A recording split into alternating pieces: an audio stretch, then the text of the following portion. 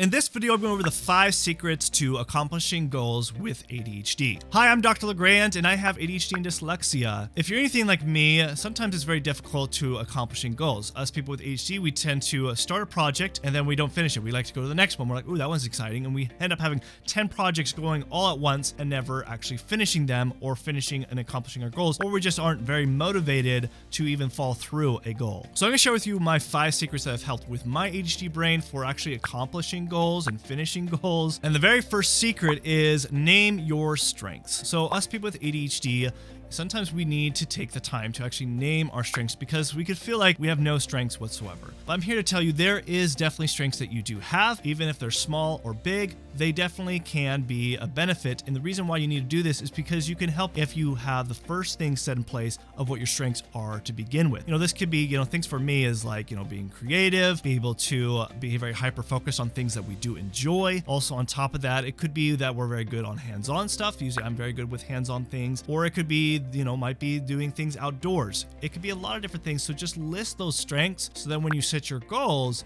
then you have something to actually back it up with that is going to help you follow through with that goal. The second secret is to set SMART goals. So what is a SMART goal? Well, the first S represents being specific. So set a specific goal. What this really means is, let's say your goal is you want to be a professional basketball player. That's not very specific.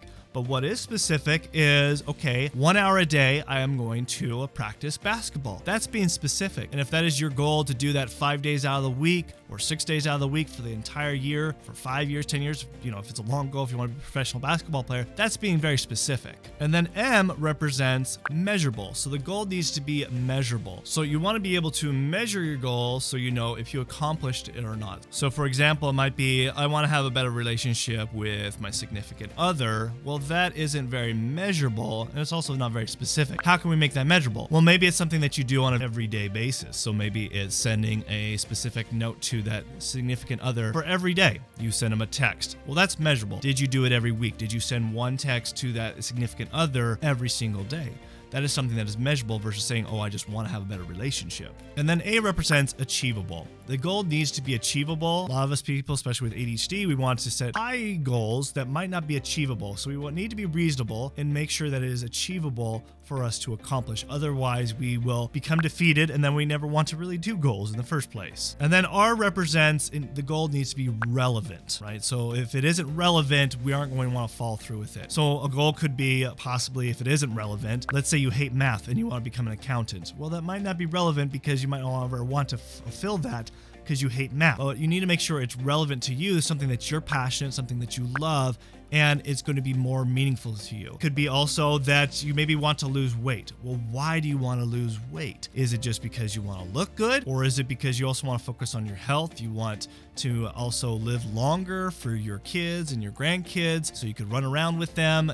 Try to make it more relevant, because if it's more impactful that way, you're going to want to follow through with the goal. And then the T represents is time-based. So you need to actually have a deadline set. Otherwise, you're going to be like, oh, I'll just get around to it whenever. You do need to have a deadline. Now, the deadline can change because things do come up, but try to stick with that deadline and keep yourself accountable to it. Secret number 3 is to batch your work together. Now, this is where it gets really interesting, and what I found so effective for myself is anytime I have a goal or projects I need to do is I find ways to batch it. Let me explain. So when I'm talking about when it comes to batching is usually when there comes to be goals, we need to make it very simple. There might be several steps, but how can we simplify it where we don't have to constantly switch our brain back and forth? So it might be as simple as doing certain chores, but how instead of like, okay, I need to sweep the floor, I need to sweep the whole house, I need to, wipe the counters, I need to, clean out the fridge. How can we batch that? Well, maybe the first thing you should do is just sweep the whole house first versus starting the upstairs and then downstairs.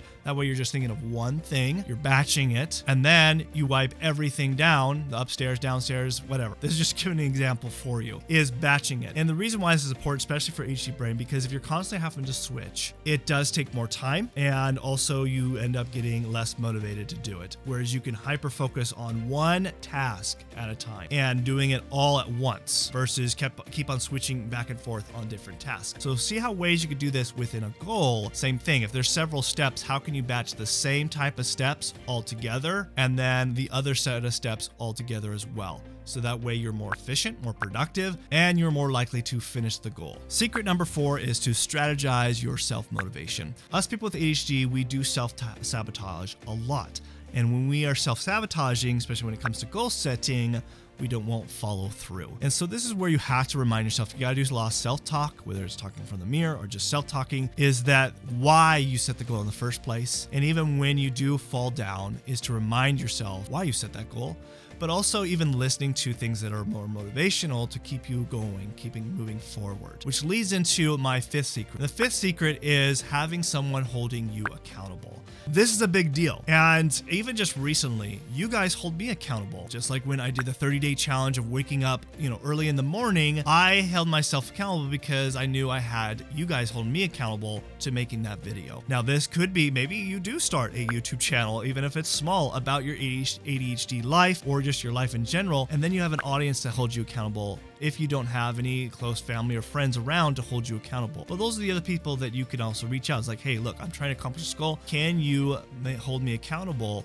to it? Because if there's someone else on the other side, you'll have a higher chance of actually achieving it versus doing it alone. Now, there's a lot more to actually achieving goals because we have to look at your health. We have to look at the brain chemistry imbalances that does cause issues for people with ADHD to achieving goals. So if you are interested, you should watch this video right here, how I manage my ADHD without the use of medications so that I could achieve those goals, so I could accomplish the things that I do accomplish in my life. So watch this video right now and I'll see you in the inside. Thanks. Bye.